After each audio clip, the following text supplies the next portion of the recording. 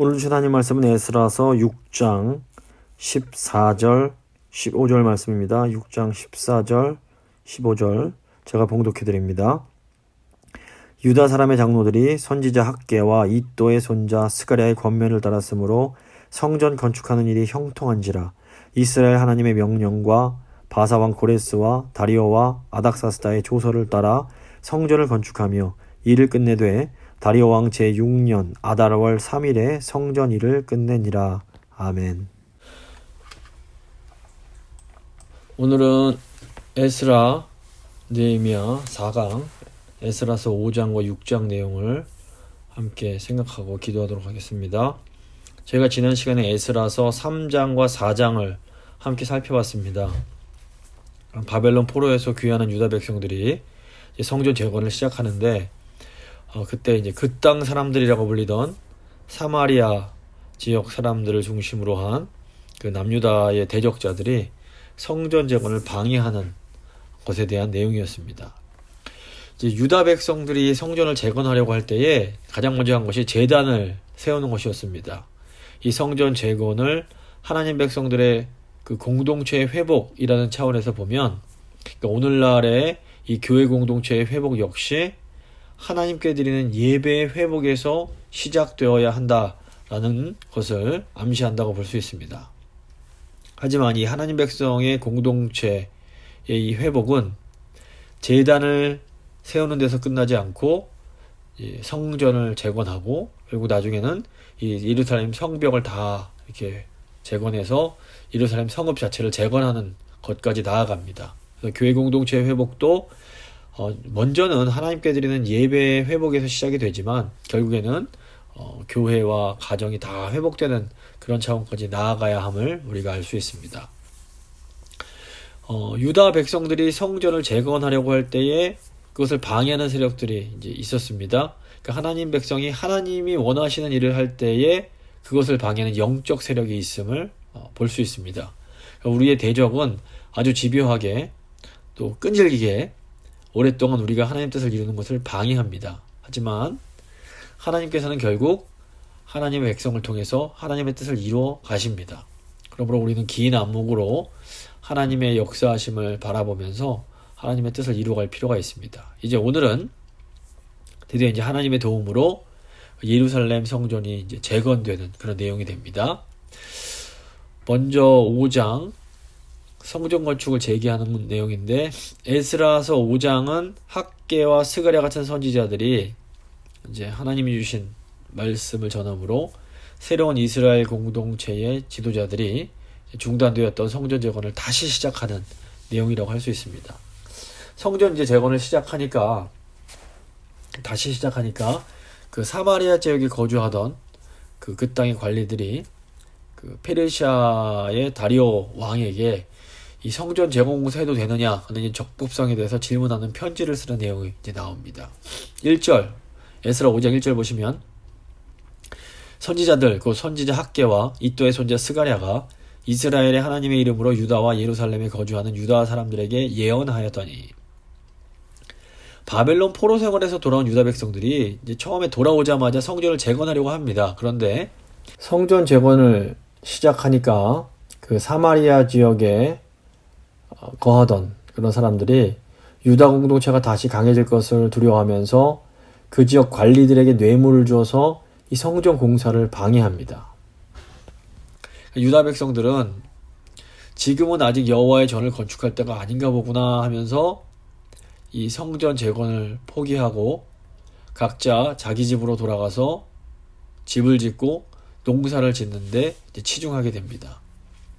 성전 재건이 중단된 지 15년쯤이 지나고 다리오 왕이 고레스를 이어서 왕이 된 이후에 그 학개와 스가랴 선지자가 나타나서 이스라엘 공동체를 향해 어서 일어나 여호와의 전을 지을 것을 촉구하게 됩니다. 학개서를 보시면 학개 선지자는 유다 공동체가 자기들에게 주어진 가장 중요한 사명인 성전 재건이라는 이 중요한 일을 두고 자기들의 그런 그 일상으로 자기의 일에 돌아간 것 때문에 그들이 어려운 상황에 놓이게 되었다라고 라고 예언을 하게 됩니다. 그러자 지도자인 스룹바벨과 예수와 여호수라고 불리는 사람이 일어나서 다시 하나님의 전을 건축하기 시작합니다.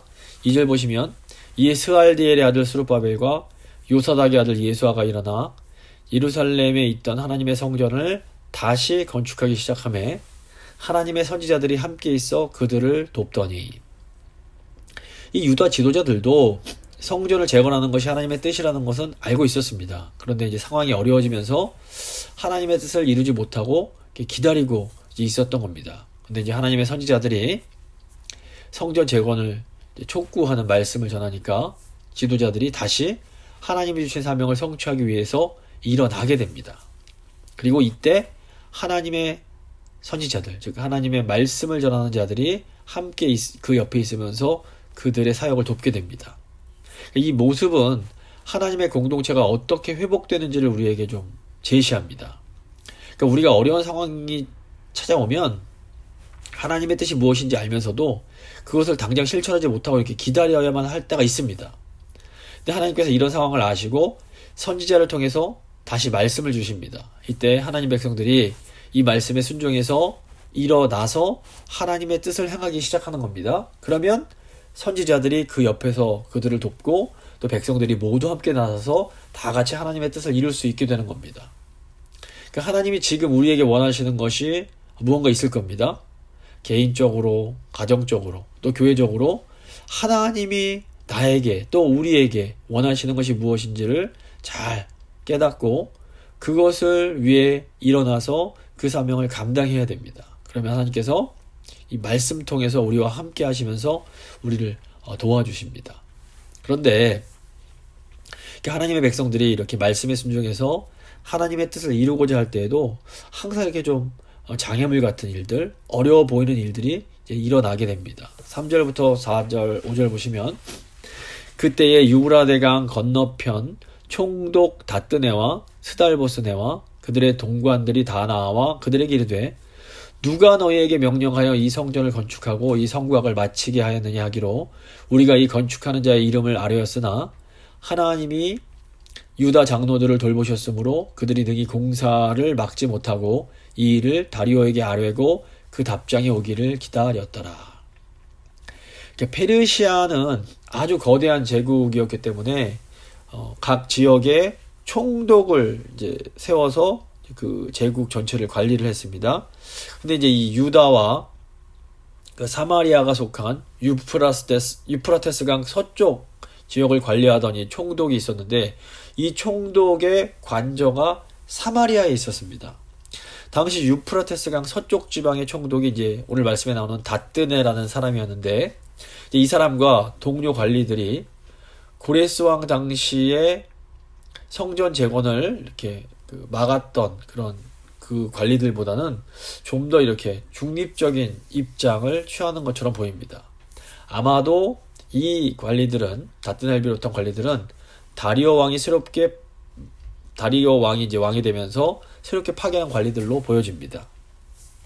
그러니까 성전 재건 사역이 이미 십수년 전에 오래전에 중단된 상태였기 때문에 그 사람들은 고레스 왕이 내린 칙령에 대해서 전혀 몰랐을 가능성이 있습니다. 이 관리들은 자신들이 관할하던 지역 안에서 예루살렘 성전과 같은 아주 중요한 건물이 이렇게 건설되는 것에 대해서 정말 이 일이 페르시아 왕의 허락하에 진행되는 것인지를 확인할 필요가 있었던 것처럼 보입니다. 그래서 관리들이 고레스를 이어서 왕이 된 이 다리오 왕에게 예루살렘 성전 재건에 대해서 보고를 올리게 됩니다. 근데 결과적으로 보면 이제 이 관리들이 예루살렘 성전이 재건되는 사역을 도와주는 역할을 하게 됩니다. 그러니까 우리가 하나님 말씀에 순종해서 하나님의 일을 할 때에도 당장에는 모든 일이 순조롭게 진행되지 않는 것처럼 보일 수가 있습니다. 근데 이때 우리가 하나님께서 모든 상황을 지켜보고 계심을 기억해야 됩니다. 당장에는 걸림돌이 있는 것 같고 방해자들이 있는 것처럼 보여도 결국 하나님께서는 이 모든 것들을 통해서 선을 이루어 가는 분이십니다. 6절부터 17절은 유프라테스강 서쪽 지방 관리들이 다리오 왕에게 보낸 편지의 내용이 됩니다. 6절부터 8절 보시면 유브라데강 건너편 총독 다뜨네와 스달보스네와 그들의 동관인 유브라데강 건너편 아바삭 사람이 다리오 왕에게 올린 글의 초보는 이러하니라. 그 글에 일렀으되 다리오 왕은 평안하옵소서. 왕께 아뢰옵나이다. 우리가 유다 지역에 가서 지극히 크신 하나님의 성전에 나아가 본즉 성전을 큰 돌로 세우며 벽에 나무를 얹고 부지런히 일함으로 공사가 그 손에서 형통하옵기에. 이제 8절을 보시면 다뜨네가 그 여호와 하나님을 지극히 크신 하나님의 성전 이런 식으로 표현을 합니다. 이제 이건 다뜨네가 뭐 하나님을 믿었다라기보다는 당시 각 모든 지역의 신을 존중하던 이 페르시아의 외교적 관습에 따라서 예루살렘 성전과 이스라엘의 하나님을 존중하는 그런 표현을 지금 사용하고 있는 것으로 볼 수 있습니다. 그러니까 총독과 그와 함께 온 관리들이 누가 처음에 성전 재건 공사를 허락을 했고 또 어떤 사람들이 그 공사의 책임을 맡고 있는지에 이제 관심이 이제 있었습니다. 9절과 10절 보시면 우리가 그 장로들에게 물어보기를 누가 너에게 명령하여 이 성전을 건축하고 이 성곽을 마치라고 하였느냐 하고 우리가 또 그 우두머리들의 이름을 적어 왕에게 아뢰고자 하여 그들의 이름을 물은즉. 이제 11절부터 17절을 보시면 이 그 사마리아 지역의 이제 그 강 건너편 서쪽의 그런 총독과 관리들이 이제 질문한 것에 대해서 그 유다 지도자들이 이제 답변하는 내용이 쭉 이제 인용문처럼 기록이 되어 있습니다. 당시 페르시아 제국의 공식적인 편지들을 보면 이렇게 인용문이 자주 사용되는 특징이 있다고 합니다. 이제 11절부터 유다 사람들, 유다 지도자들의 답변입니다. 그들이 우리에게 대답하여 이르기를 우리는 천지의 하나님의 종이라 예전에 건축되었던 성전을 우리가 다시 건축하노라. 이는 본래 이스라엘의 큰 왕이 건축하여 완공한 것이었으나. 지금 관리들이 유다 지도자들에게 누가 이거 담당하는 거냐 이름을 물었더니 지도자들이 자신들을 우리는 천지의 하나님의 종이다 라고 소개를 합니다. 그러면서 자신들이 과거에 이런 위대한 왕 솔로몬 왕이 지었던 성전을 지금 다시 짓고 있다라고 설명을 합니다. 그리고 이제 12절 보시면 이제 유다 지도자들이 열왕기 전체 내용을 한 줄로 간략하게 요약을 합니다. 12절입니다. 우리 조상들이 하늘에 계신 하나님을 노엽게 하였으므로 하나님이 그들을 갈대아 사람 바벨론 왕 느부갓네살의 손에 넘기심에 그가 이 성전을 헐며 이 백성을 사로잡아 바벨론으로 옮겼더니. 포로 생활에서 돌아온 유다 지도자들은 하나님의 종인 자신들이 이 바벨론의 포로로 잡혀간 것이 자기들이 죄를 지어 하나님을 노엽게, 하나님을 화나시게 했기 때문이라는 것을 분명하게 이제 고백하고 있습니다. 요즘 메타인지라는 말이 자주 이제 사용되는 것을 아마 들어보신 적이 있을 겁니다.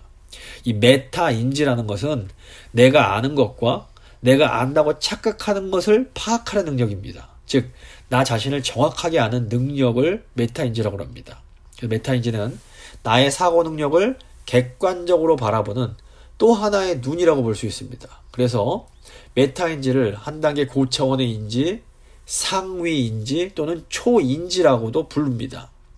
쉽게 말해서 내가 뭘 잘하고 있고 뭘 잘못하고 있는지를 이렇게 좀 제3자의 눈으로 객관적으로 파악할 수 있는 능력을 우리가 메타인지라고 부를 수 있습니다.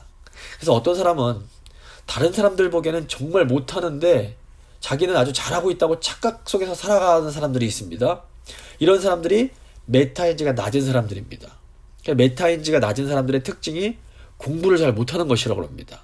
그러니까 내가 뭘 잘하고 뭘 못하는지를 모르니까 계속해서 똑같은 잘못을 반복하게 되는 겁니다. 근데 메타인지가 이 비단 공부뿐 아니라 우리 일상에도 아주 중요합니다. 내가 도대체 뭘 잘못했고 무엇이 잘못되었는지를 모르는 사람은 이게 회복되기가 어려운 겁니다. 그래서 자기 자신의 상태에 대해서 정확하게 아는 것이 참된 회복의 출발점이라고 할 수 있습니다. 그래서 이 메타인지를 높일 수 있는 최고의 방법이 있는데 그것이 바로 하나님의 말씀으로 나를 들여다보는 겁니다. 그러니까 나의 기준, 내가 평소에 가진 내 생각이 아니라 하나님의 기준, 절대적인 하나님의 생각으로 내 현실을 들여다보면 나의 수준을 정확하게 파악할 수가 있게 되는 겁니다.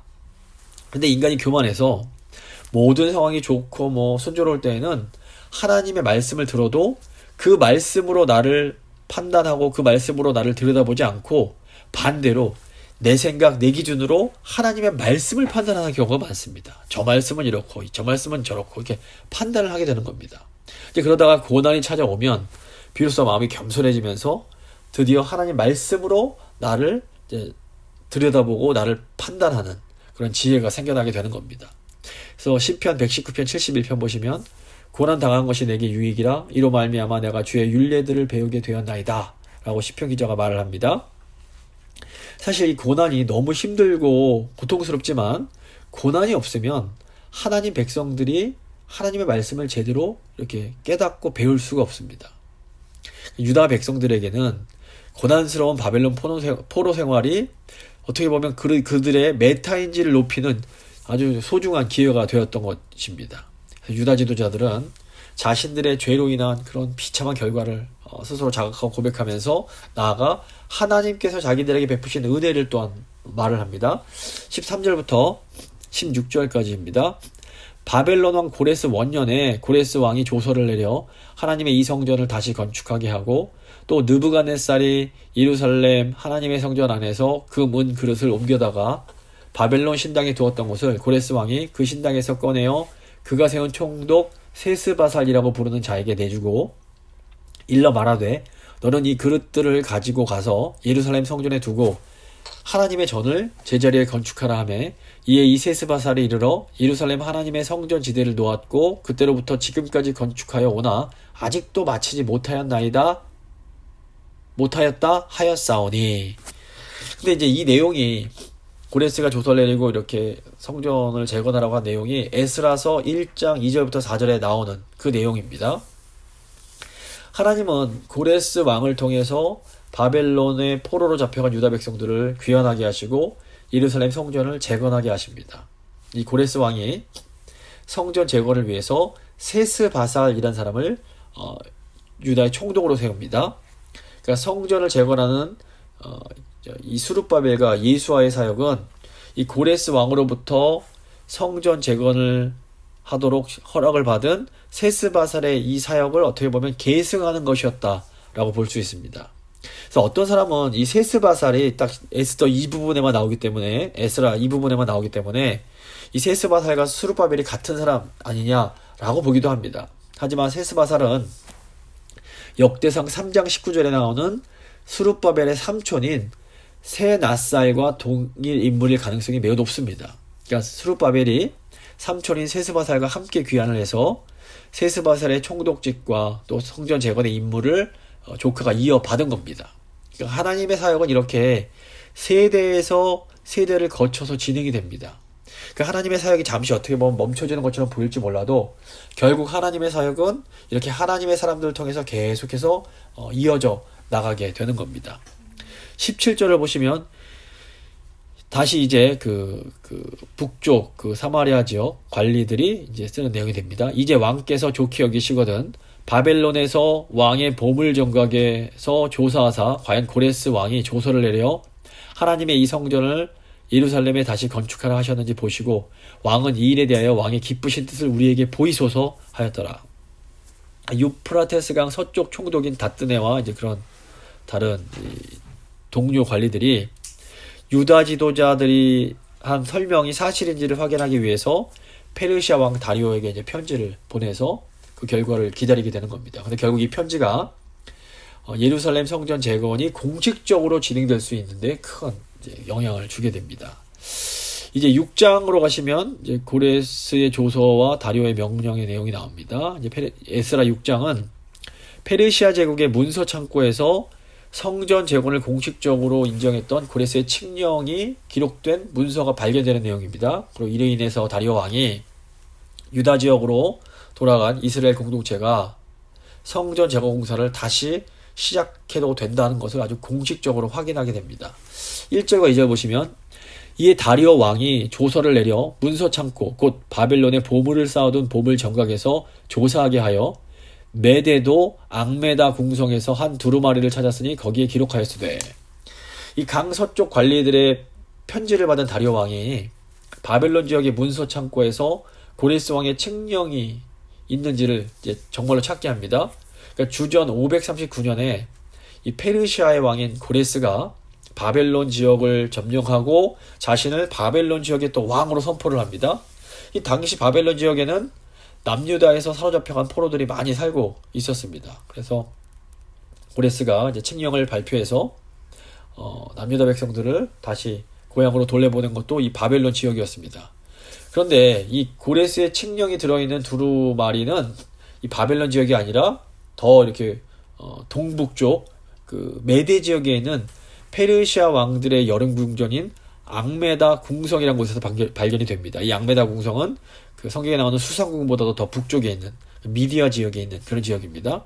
근데 이게 어떻게 이게 가능하냐면 고레스 왕이 바벨론을 정복한 후에 얼마 안 있다가 이 앙메다라는 지역으로 옮겨가게 됩니다. 아마 이때 문서도 함께 옮겨져 갔을 가능성이 매우 높습니다. 학자들은 이 고레스 왕의 원래의 칙령은 썩지 않는 토판에 새겨져서 기록이 되었을 테고 그리고 보관소에 기록된 이 가죽 두루마기는 이 토판에 적힌 칙령의 내용을 복사한 것이 그런 기록물일 것으로 보고 있습니다. 이제 3절부터 5절은 이 앙메다 문서 창고에서 발견된 그런 문서의 내용이 이제 적혀 있습니다. 3절부터 5절입니다. 고레스 왕 원년에 조서를 내려 이르기를 예루살렘에 있는 하나님의 성전에 대하여 이르노니 이 성전 곧 제사 드리는 처소를 건축하되 지대를 견고히 쌓고 그 성전의 높이는 60규빗으로 너비도 60규빗으로 하고 큰 돌 3켜에 새 나무 1켜를 놓으라. 그 경비는 다 왕실에서 내리라. 또 느부갓네살이 예루살렘 성전에서 탈취하여 바벨론으로 옮겼던 하나님의 성전 금, 은 그릇들을 돌려보내어 예루살렘 성전에 가져다가 하나님의 성전 안 각기 제자리에 둘지니라 하였더라. 근데 이게 이 문서를 보면 에스라서 1장 2절부터 4절에 나오는 이 고레스 칙령의 내용과 약간 다른 부분들이 있습니다. 그러니까 새롭게 발견된 문서에는 본래 고레스 칙령에는 보이지 않았던 성전의 위치라든가 또 크기, 재료, 또 만드는 방법 같은 것들이 기록이 되어 있습니다. 또 원래 고레스 칙령에는 바벨론 지역 사람들이 성전 비용을 지원해 주라 이렇게 써 있는데 새로 발견된 문서를 보면 그 성전 재건의 경비를 왕실에서 내겠다 이런 식으로 적혀져 있습니다. 아마도 이제 고레스 왕의 칙령을 복사해서 보관하는 과정에서 어떤 좀 첨가가 새롭게 되어진 것으로 보입니다. 이 성전 건축 방법과 이런 성전의 크기가 명시되는 것은 이제 이걸 왕실이 제공하는 돈으로 이 성전을 지어야 했기 때문에 이제 그런 것을 제한했을 필요가 있던 것으로 보입니다. 근데 가만 보면 이 새롭게 지으라고 명령하는 성전의 너비가 사실 처음 솔로몬 왕이 지었던 성전보다도 3배가 넓습니다. 이것은 다른 나라들에 세워진 그런 신전들의 건축 방법, 건축과 규모를 아마 고려했던 것으로 보입니다. 여기서 이제 저희가 기록의 중요성을 다시 한번 생각해 볼 수 있게 됩니다. 기록은 하나님께서 인간에게 주신 최고의 선물 중 하나입니다.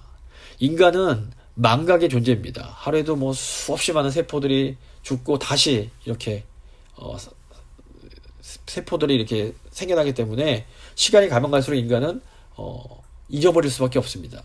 그래서 어떤 의미에서 망각은 축복이면서 동시에 저주라고 할 수 있습니다. 나쁜 일을 망각한다는 것은 좋은 일이지만 축복이라고 할 수 있지만 꼭 기억해야 할 것, 좋은 것들을 망각하는 것은 저주라고도 할 수 있습니다. 그래서 아무리 중요하고 좋은 것이라도 기록하지 않으면 사라져버릴 수밖에 없습니다. 그래서 이 모세의 진정한 위대함은 이스라엘 백성을 출애굽시킨 것이 아니라 모세 온경을 남긴 것이고, 사도 바울의 진정한 위대함은 세계 그 이방인 선교를 한 것이 아니라 그보다도 바울 서신을 남긴 것이다 라고 말하는 사람도 있습니다. 물론 이 두 가지를 뭐 서로 분리시킬 수는 없지만 그만큼 이 기록이 중요함을 강조하는 말이라고 볼 수 있습니다.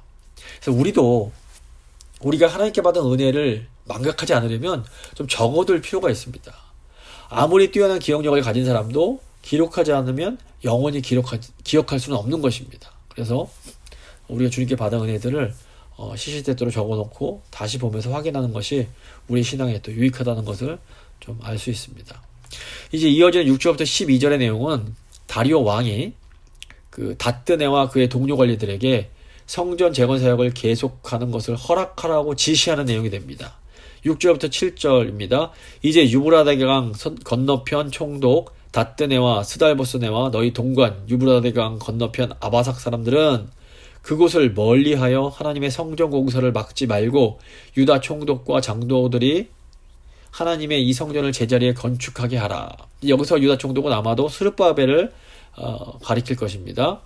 다리오 왕은 고레스 왕의 조서를 확인해 줄 뿐 아니라 유프라테스 강 건너편 지역에서 거둔 세금 가운데서 성전 재건을 위한 경비를 내어주라고까지 지시를 합니다. 8절부터 10절을 보시면 내가 또 조서를 내려서 하나님의 이 성전을 건축함에 대하여 너희가 유다 사람의 장로들에게 행할 것을 알리노니 왕의 재산 곧 유브라데강 건너편에서 거둔 세금 중에서 그 경비를 이 사람들에게 끊임없이 주어 그들로 멈추지 않게 하라. 또 그들이 필요로 하는 것 곧 하늘의 하나님께 드릴 번제의 숫송아지와 순양과 어린 양과 또 밀과 소금과 포도주와 기름을 예루살렘 제사장의 요구대로 어김없이 날마다 주어 그들이 하늘의 하나님께 향기로운 제물을 드려 왕과 왕자들의 생명을 위하여 기도하게 하라. 지금 다리오 왕은 성전 재건에 필요한 경비뿐 아니라 번제에 필요한 제물까지도 날마다 제공해 주라고 지시를 합니다. 다리오가 피정복민들에게 이처럼 관대하게 대해준 것은 광대한 페르시아 제국의 그런 세력을 유지하기 위한 방편이었습니다. 다리오 왕이 유다 사람들이 왕과 왕자들의 생명을 위해서 하나님께 기도하라고 이렇게 지시를 내리고 있는 겁니다. 11절부터 12절을 보시면 내가 또 명령을 내리노니 누구를 막론하고 이 명령을 변조하면 그의 집에서 들보를 빼내고 그를 그 위에 메어 달게 하고 그의 집은 이로 말미암아 거름더미가 되게 하라. 만일 왕들이나 백성이 이 명령을 변조하고 손을 들어 예루살렘 하나님의 성전을 헐진대 그곳에 이름을 두신 하나님이 그들을 멸하시기를 원하노라. 나 다리오가 조서를 내려놓으니 신속히 행할지어다 하였더라.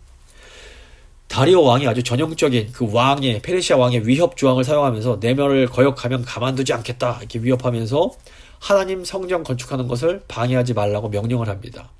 고레스 왕이 자신의 권력을 유지하기 위해서 바벨론 포로로 잡혀온 유다 백성들을 다시 돌려보내준 것처럼 지금 다리오 왕도 유다 백성들이 섬기는 여호와 하나님을 존중하는 하는데 이것도 결국에는 사실 자신의 그런 그 권력을 유지하기 위함이었음을 우리가 보게 됩니다.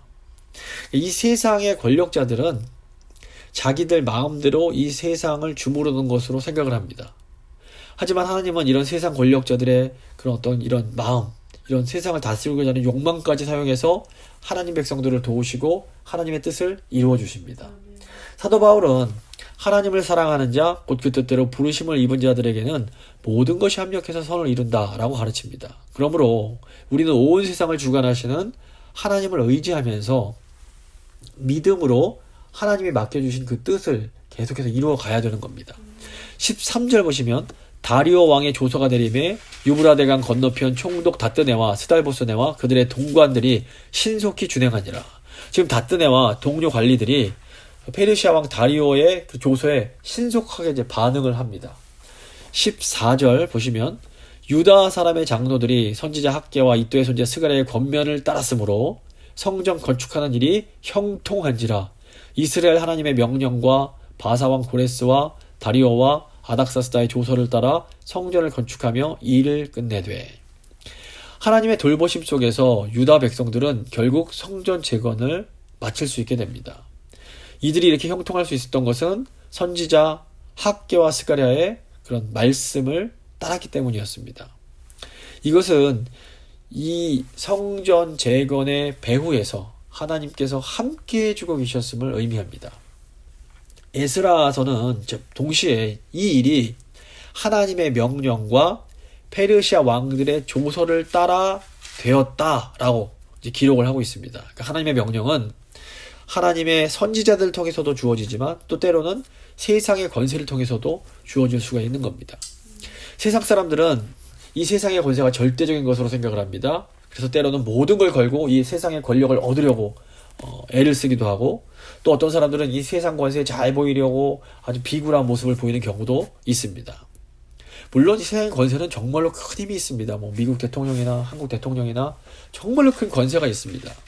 하지만 그럼에도 결국 이 세상의 권세들은 하나님이 사용하시는 도구에 불과합니다.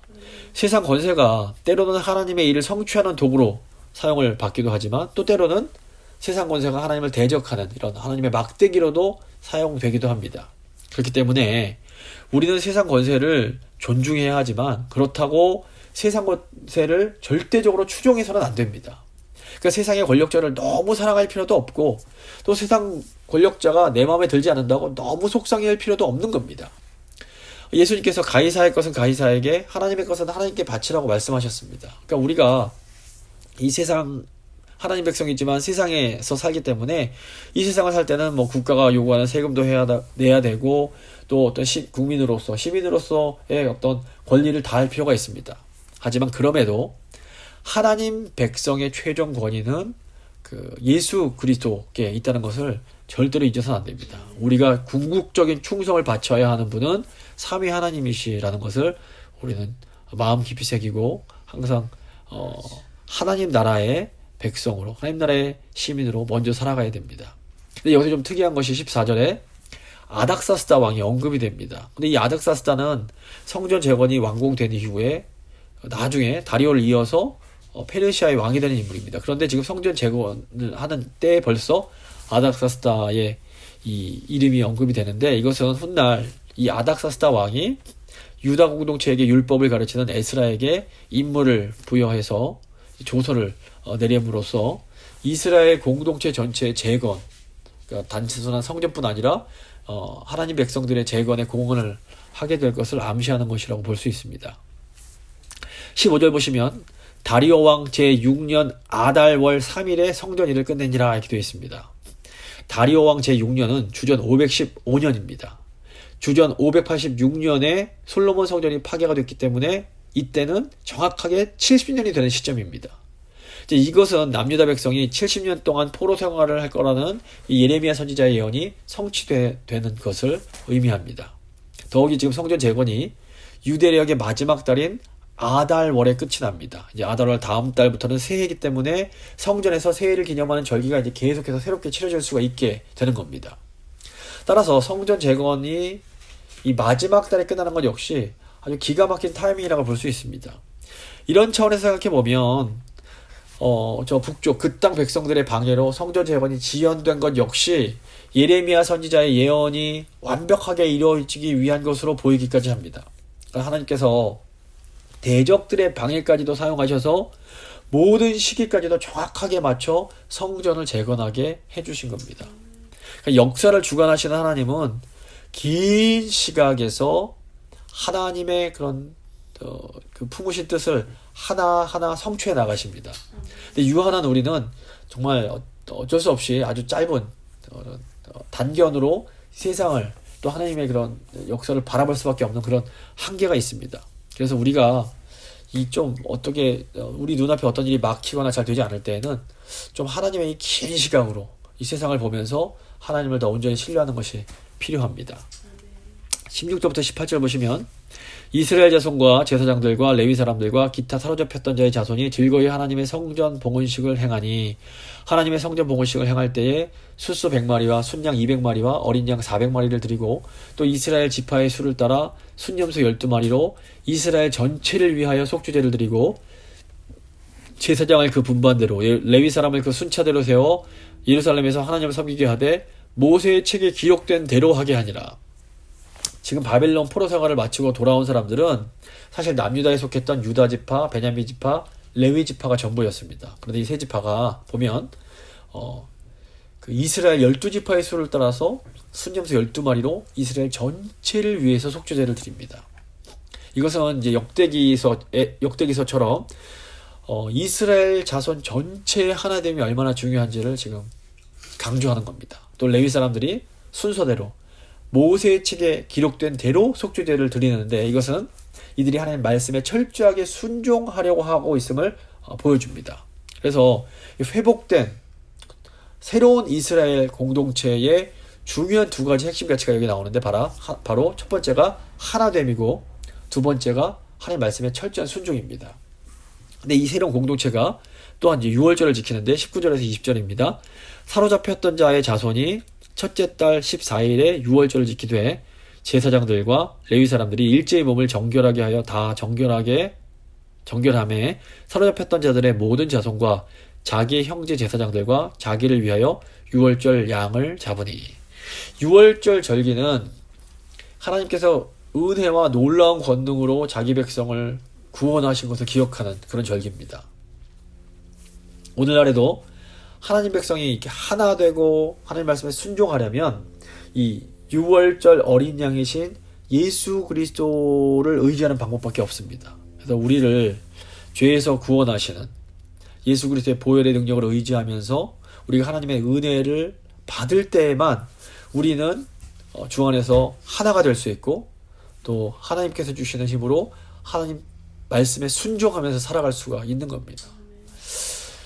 21절, 22절 보시면 사로잡혔다가 돌아온 이스라엘 자손과 자기 땅에 사는 이방 사람의 더러운 것으로부터 스스로를 구별한 모든 이스라엘 사람들에게 속하여 이스라엘의 하나님 여호와를 찾는 자들이 다 먹고 즐거움으로 이레 동안 무교절을 지켰으니 이는 여호와께서 그들을 즐겁게 하시고 또 아수르 왕의 마음을 그들에게로 돌려 이스라엘의 하나님이신 하나님의 성전 건축하는 손을 힘있게 하도록 하셨음이었더라.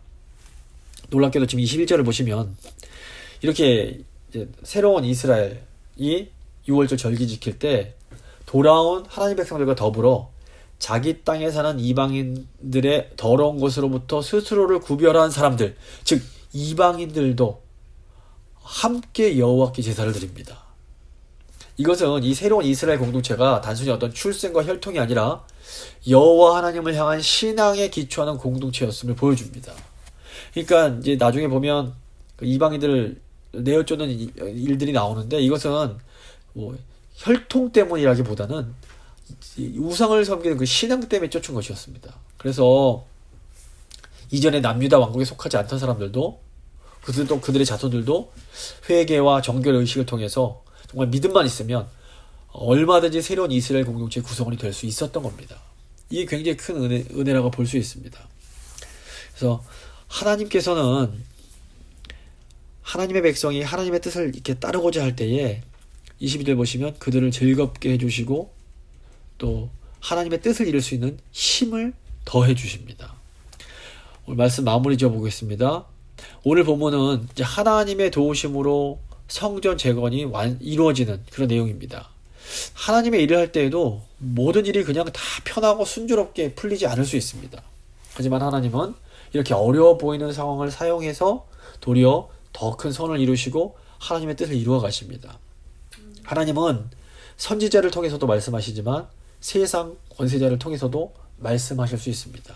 결국 세상 모든 것은 지금도 하나님께서 주관하고 계십니다. 그렇기 때문에 우리는 우리 눈에 보기에 상황이 좋을 때나 또 좋지 않을 때나 언제나 하나님을 신뢰하며 신실하게 하나님의 뜻을 이루어 가야 합니다. 그러기 위해서 가장 중요한 것, 그것이 6월절 어린 양이신 예수님께 나아가는 겁니다. 예수님께 나아가서 주님께서 주시는 은혜를 받지 않으면 우리가 하고 싶어도 할 수가 없습니다. 해야 한다는 것을 알지만 할 수 없습니다. 오직 예수님께 나아가서 예수님이 우리에게 주신 은혜를 공급받을 때 우리가 이 하나님 백성의 이 책임과 사명을 잘 감당할 수 있습니다. 이 시간 기도하실 때 하나님 저에게 은혜 주셔서 영적인 성전 재건이라는 이 귀한 사명 감당하기를 원합니다. 그러기 위해서 저희가 주님의 은혜가 필요합니다. 예수님 저에게 은혜 주십시오. 한번 간절한 마음으로 같이 기도하겠습니다.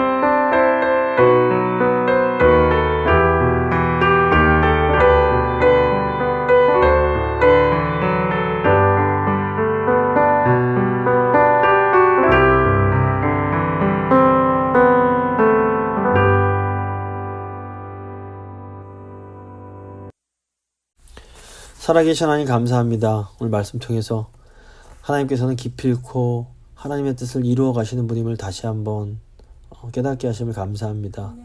하나님, 저희는 유한하고 부족하여서 하나님의 그 높으신 뜻을 다 이해할 수 없고 온전히 주님을 신뢰하지 못할 때가 많습니다. 하지만 오늘 말씀 통해 다시 한번 저희가 오직 의지할 분은 하나님 한 분밖에 없음을 다시 한번 깨닫게 하시면 감사합니다. 저희가 상황에 좌지우지되는 것이 아니라 살아계신 하나님, 온 역사를 주관하시는 삼위일체 하나님을 의지하며 바라보며 나아갈 수 있도록 주여 저희를 붙들어 주시옵소서. 아멘. 저희 교회가 주께서 허락하신 이 성전 재건의 사명을 잘 감당할 수 있도록 주여 은혜 베풀어 주시고 늘 저희가 예수님께 나아가서 하나님께 주시는 은혜를 경험할 수 있도록 주여 도와주시옵소서. 아멘. 감사드리며 귀하신 우리 주 예수 그리스도 이름으로 기도합니다. 아멘.